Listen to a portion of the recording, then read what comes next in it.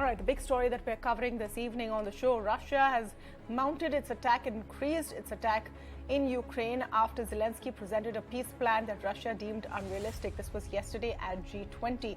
But the big story in the last 24 hours seems to have been a missile strike that landed in Poland that shares a border with Russia and Ukraine. Now, Poland is a NATO nation, and late last night, India time, actually early this morning India time, that missile has struck in the borders of Poland. 2 people have been killed.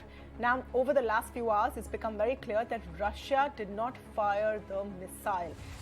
United States Joe Biden came out and very equivocally said that it seems unlikely it was from Russia.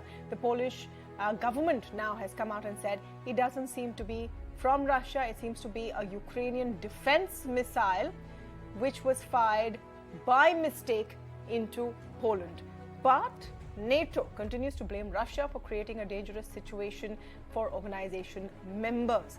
The big question is, are we going to see an escalation? And can we avoid another situation where a missile strikes by mistake or intentionally into a NATO nation? What happens then? That's what we're talking about this evening. But first, let me just play out for you some of the reactions that have come in over the last few hours. Too early to say whether this missile was fired from Russia. There is preliminary information that contests that.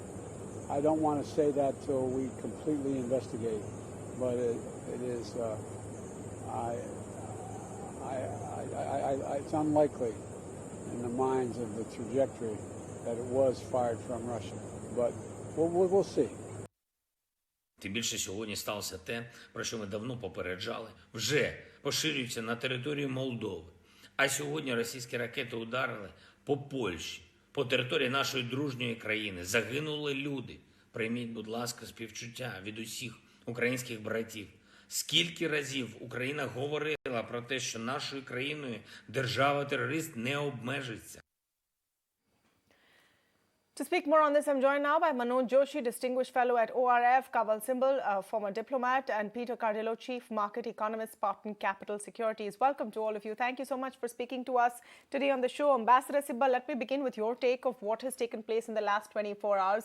Many commentators saying now that it's surprising this mistaken firing of missiles didn't take place earlier. After all, this war is on since February. These things happen in war and sometimes lead to an escalation, isn't it? Yes, but this is something which the West also should recognize.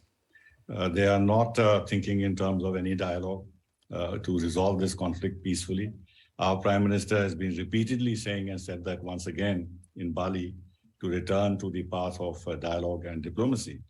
Now, if you're going to every other week announce billions of dollars of arms aid to Ukraine, and keep training them and have your own advisors on the ground and give them intelligence from space-based assets to target assets in Russian-held territory, then you are actually not contributing to de-escalation. And on the Russian side, of course, they are operating. They have launched a military operation in Ukraine. Now, one can go back into history and say whether it's justified or not justified, but that's not the argument at the moment. Now, if everybody wants to avoid escalation, which can actually lead to potential nuclear standoff, then it is incumbent on all sides, Russia as well as the West, to try and lower tensions. Now, it is surprising that Russia, which is a peer power in nuclear terms with the United States of America, is being challenged militarily with the intention of regime change and weakening Russia militarily for the foreseeable future, etc. These are the declared aims of the Americans. Now, if you take off that kind of a posture towards a nuclear power like Russia, then you cannot rule out at some stage that it can lead to nuclear escalation. Now, with regard to what you said and earlier in your comment about Article 5 of NATO, Article 5 of NATO does not entail any immediate action by NATO countries in case a NATO country is attacked. It only calls for consultations. Okay. Now they have to see what the nature of the attack is and whether it necessitates a military response and what kind of a military response. And thirdly, Russia has been avoiding attacks near the Polish border for precisely the reason that you mentioned. They attacked once before in the Lviv and that area, and they have done it again because they're also aware that if they go close to the Polish border, there's always a chance, there's always a risk of some missile landing in NATO territory, and then it can cause severe repercussions. So in this case now, everybody is walking back in the West from what happened from President Putin, from President Biden. I found that absolutely. And they are admitting that it was actually a Ukrainian missile that went awry. I found that most interesting. The kind of measured tone that came in from Biden that has now come in from the Polish president, while Zelenskyy is going hammer and tongs saying it was the Russians, it was the Russians. Manoj Joshi, what's your reading into that kind of measured tone? In fact, Moscow has praised Joe Biden's statement that he's saying, let's check the facts and not jump to conclusions. Is that showing that no one's really in the mood for an escalation? Is that your reading? Oh, absolutely. I don't think that the United States wants an escalation here. The situation is already very serious. The Russian invasion has already created a lot of problems. The Russians are simply now locked into a situation. They don't know the way out. And the way out, they see it, is more bombardment, destruction of Ukrainian infrastructure, no real answers as far as I can see. So this particular incident, I think, is the Americans behaved very responsibly. Very quickly, they realized that the nature of the incident, particularly the trajectory of the missile that kind of landed in Polish territory, could not have been involved the Russians. So they made it very clear that they were not involved, and so therefore that kind of built down drew down the tensions that were rising. Because it is true that if it was a deliberate attack, it would have been a very serious matter. And frankly, given the manner in which the Russians have been behaving, it would not have been surprising, because there's always, given the situation they are in a very difficult situation.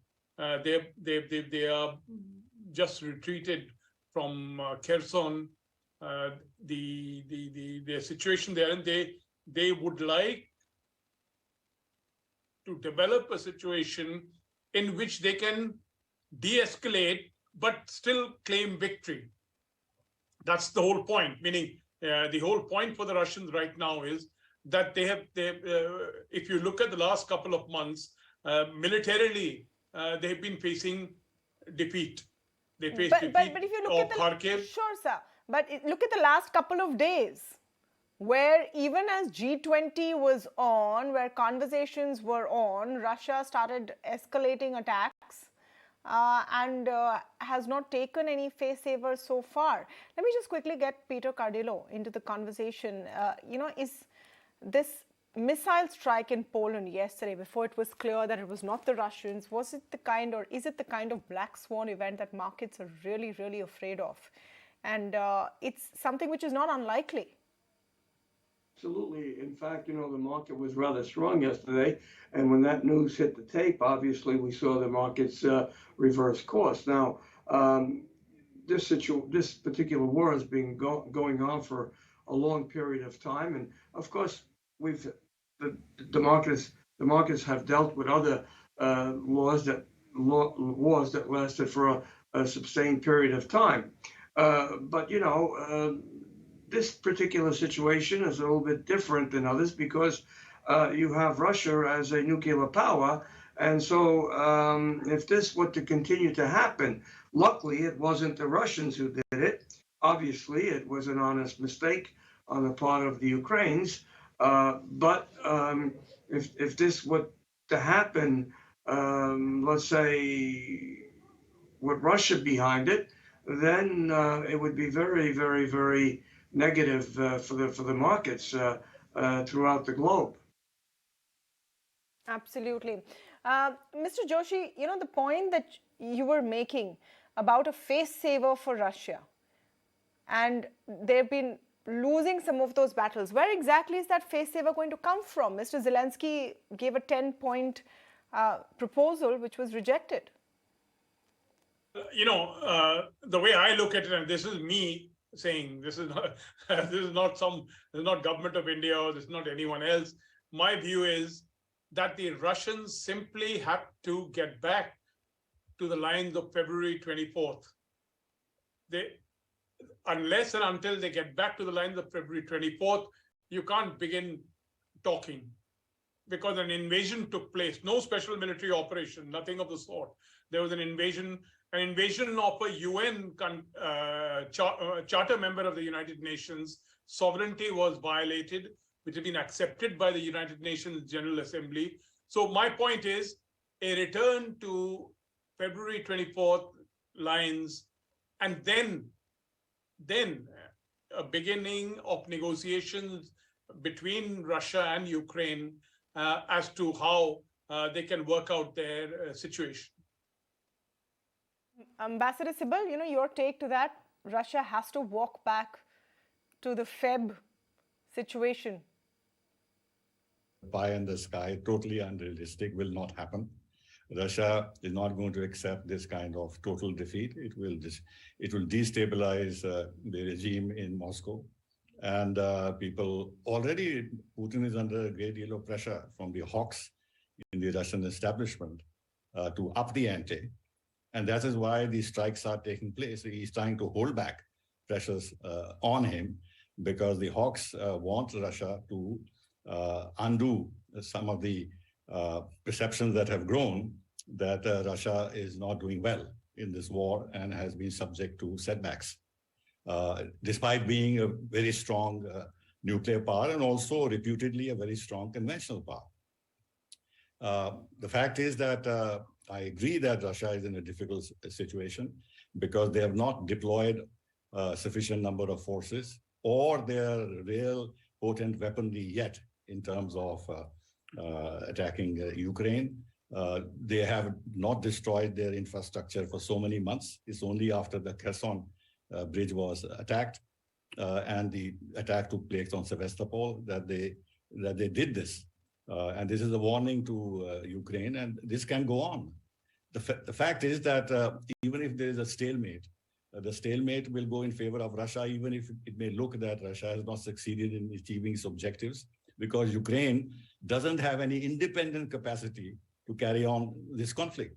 It has to be totally supported financially, as well as in terms of arms supplies, as well as advisors by the West. Already they have incurred huge manpower losses, and they can't sustain these kind of losses for very long. So if the Russians were simply to sit tight and accept a degree of perception that they have not succeeded, at the end of the day, they will get what they want.